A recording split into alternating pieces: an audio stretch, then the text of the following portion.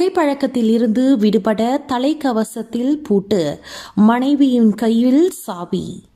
துருக்கியில் உள்ள குடாயா நகரை சேர்ந்த இப்ராஹிம் யூசேல் என்பவர் தனது புகைப்பிடிக்கும் பழக்கத்திலிருந்து விடுபடுவதற்காக தனது தலையில் ஒரு கூண்டை பொருத்தி கொண்டுள்ளார்.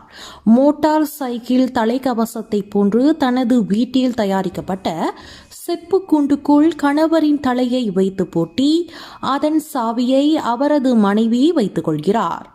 உணவு நேரத்தில் மட்டுமே அவரது மனைவி கூண்டை திறந்து விடுகிறார். அந்த கூண்டுடனே யூசல் எங்கும் போகிறார் வருகிறார். யூசல் தனது 16 வயதிலிருந்தே நாள் ஒன்றுக்கு 2 பெட்டி சிகரெட்டுகளை ஊதி தள்ளும் பழக்கத்துக்கு அடிமையாகியுள்ளார். அவரது உடல்நிலை குறித்து அவரது குடும்பத்தினர் கவலைப்பட்டதால் அந்த கெட்ட பழக்கத்தை கைவிட பல ஆண்டுகளாக போராடியுள்ளார்.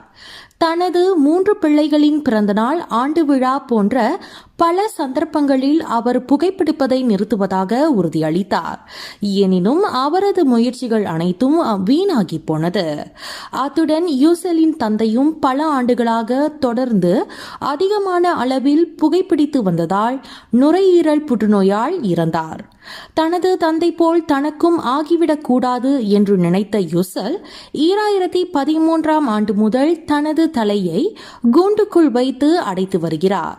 கம்பிகளுக்கு இடையே உள்ள சிறிய இடைவெளிகள் மூலம் ஒரு ஸ்ட்ரோவை பயன்படுத்தி தண்ணீர் குடிக்கலாம். ஆனால் அதே நேரத்தில் புகைப்பிடிப்பதை தடுக்க தலைக்கவசம் கவனமாக வடிவமைக்கப்பட்டுள்ளது. உலக சுகாதார அமைப்பின் WHO தகவல்கள் ஒவ்வொரு ஆண்டும் 8 மில்லியனுக்கும் அதிகமான மக்கள் சிகரெட் புகைப்பதால் உயிரை இழப்பதாக தெரிவிக்கின்றனர்.